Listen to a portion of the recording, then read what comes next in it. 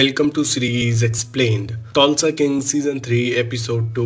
Episode की शुरुआत होती है जब डेविड टाइसन, मैच और बिग फूट मैंगटो एस्टेट पहुंचते हैं, यानी उस जगह पर जो अब सिर्फ जली हुई बची थी।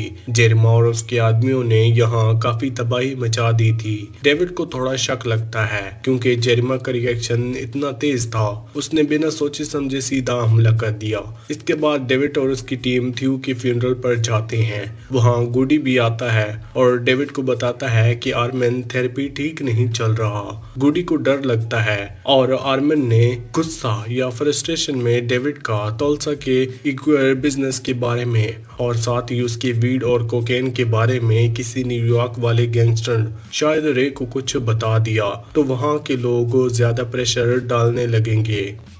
डेविड गुडी को कहता है कि फिलहाल बस आर्मिन पर नजर रखो, कुछ एक्शन मत लेना।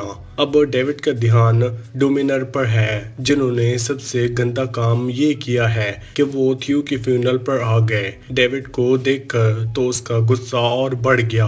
वो सीधा जेरेमा के पास जाकर उससे बात करता है। डेविड उसे कहता है कि उसने थ्यू के साथ जो किया वो गलत था और अगर उसने ऐसा कुछ डेविड के साथ करने की कोशिश की तो अंजाम बुरा होगा। जेरेमा उसके जवाब में कहता है कि वो थ्यू को जितना पैसा देने वाला था उसने 3 गुना ज्यादा डेविड को दे दिया। बस वो डिस्टेली से दूर रहे क्योंकि डेविड को लिक्वर बिजनेस के बारे में कुछ नहीं पता। डेविड जो कभी पीछे हटने वाला नहीं, उसे साफ कह देता है कि एक हाथ से डिस्टेली को चलाकर सक्सेसफुल बनेगा और दूसरे हाथ से जेरेमा को उस जगह से दूर रखेगा।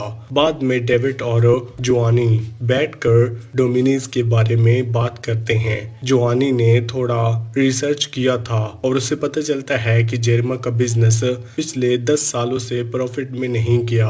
कोई डिस्ट्रीब्यूटर उनका प्रोडक्ट लेना नहीं चाहता, मतलब जेरेमा डायरेक्टली सेल कर रहा है जो कि इलीगल है क्योंकि डिस्टेलीज को सीधा बेचने की परमिशन नहीं होती। फिर बात थ्यू के प्रोडक्ट पर आती है जिसे जेरेमा की वजह से मार्केट में नहीं बेचा जा सकता। जोआना कहती है कि वो जेरेमा के पैसे लेकर अपना नया डिस्टिलरी बिजनेस शुरू कर लें, स्टेट और जेरेमा को पीछे छोड़ दें। लेकिन डेविड कहता है जेरेमा कुछ लेना कमजोरी दिखाने जैसा है। इस सीन के बाद कहानी और भी इंटेंस हो जाती है। क्ल्यू को बताया जाता है कि इंश्योरेंस क्लेम उसे मिलने नहीं वाला क्योंकि इंश्योरेंस एडजस्टर का कहना है कि आग किसी मर्डर या फ्रॉड के लिए नहीं लगाई गई थी, वो बस एक एक्सीडेंट था। लेकिन डेविड समझ जाता है कि ये सब एक ड्रामा है, पूरा सिस्टम जेरेमा के कंट्रोल में है। इंश्योरेंस वाला, पुलिस और फायर इंस्पेक्टर सब उसके जेब में है, कोई भी उसके खिलाफ नहीं जाएगा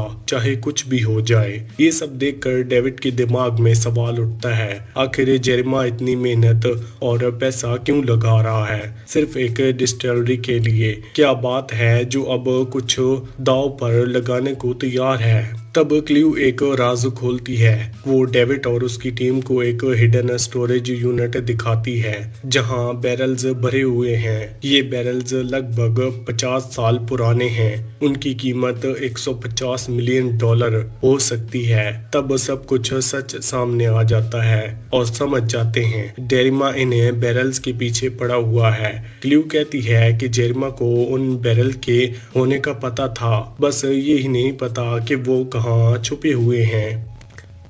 इसके बाद क्ल्यू डेविड और उसके लोगों को डिस्टिलरी टूर करवाती है। अंदर का हाल बहुत खराब है, मशीनरी टूटी हुई, पाइप्स लीकी और प्रोग्राम सिस्टम बिगड़ा हुआ।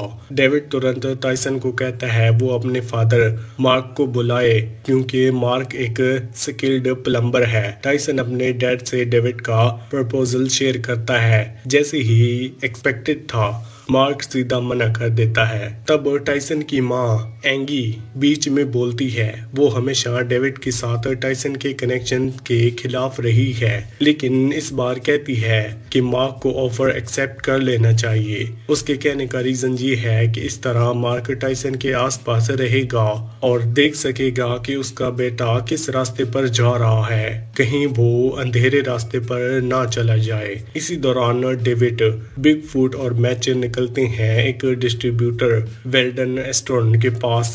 शहर के सबसे फ्रेंडली डिस्ट्रीब्यूटर।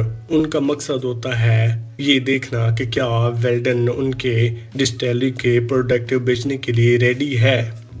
लेकिन थोड़ी ही देर में समझ आ जाता है कि वेल्डन जेरेमा के प्रेशर में है और उसने स्टेट का माल अपने स्टोर में रखने से मना कर दिया है। डेविड उसकी सिचुएशन समझकर उससे कहता है तुम टेंशन मत लो, जेरेमा से मैं खुद निपट लूंगा, बस तुम हमारे काम करते रहो। वेल्डन मजबूरन डेविड का ऑफर मान जाता है, सिर्फ इसलिए कि वो उसे और उसके लोगों से छुटकारा पा सके। थोड़ी देर बाद क्ल्यू के पास आता है। वो क्ल्यू को समझाता है कि डेविड और उसके लोगों को छोड़कर डॉन मेयर्स के साथ मिल जाए, क्योंकि जेरेमा ही जानती है उसके कहने के मुताबिक डेविड का कोई चांस नहीं है और अगर क्ल्यू कैफे रहना चाहती है तो उसे विनर की साइड होना चाहिए। लेकिन क्ल्यू उसे साफ कह देती है कि वो कभी डॉन मेयर्स के साथ नहीं मिलेगी, क्योंकि उन्होंने उसके बाप को मारा था। बेल के पास अब दो रास्ते होते हैं, वो डेविड की मदद करे या घर चला जाए। काफी बातचीत के बाद डेविड तैयार हो जाता है अपनी वाइन्स लिक्वर करके, लेकिन वो चाहता है कि उसका प्रॉफिट 50% हो। लेकिन डेविड कहता है कि जितना वो काम करेगा उसके मुताबिक ही उसे पैसा मिलेगा। फिर बेल को एक कॉल आता है वेंस से।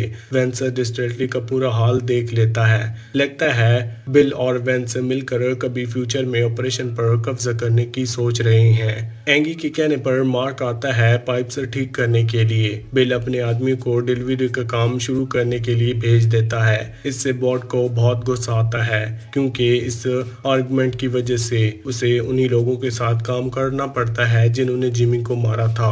क्लोई और डेविड बिल के वेल्डन के साथ काम करने की खबर जेरेमा को दे देते हैं। जेरेमा गुस्से में वेल्डन के पास जाता है उसे सजा देने के लिए, और क्लोई अपने हिसाब से मैच को निशाना बनाने के लिए तैयार हो जाता है, क्योंकि वो डेविड के बहुत करीब है। तभी जेरेमा खुद आता है और डेविड को वार्न करता है। डेविड ने उसकी ऑफर मना कर दी, इसलिए अब जेरेमा जिम्मेदारी होगा। जो कुछ भी उन लोगों के साथ उसने किया जो डेविड के करीब है, उन सभी को वो तबाह कर देना चाहता है। जेरेमा सीधा धमकी देता है, सब कुछ जला देने की बात करता है। डेविड गुस्से में लेकिन पुरअज़म जवाब देता है वो भी जेरेमा को उतना ही नुकसान पहुंचाएगा और उसे भी आगे बढ़कर दर्द देगा, ताकि जेरेमा को अपनी गलती का पछतावा हो। एपिसोड यहीं पर खत्म होता है। आपको कौन सी मूवी या फिर वेब सीरीज का एक्सप्लेनेशन चाहिए हमें कमेंट सेक्शन में जरूर बताना। वीडियो अच्छी लगी तो वीडियो को लाइक करके चैनल को सब्सक्राइब लाजम करना। Thanks for watching.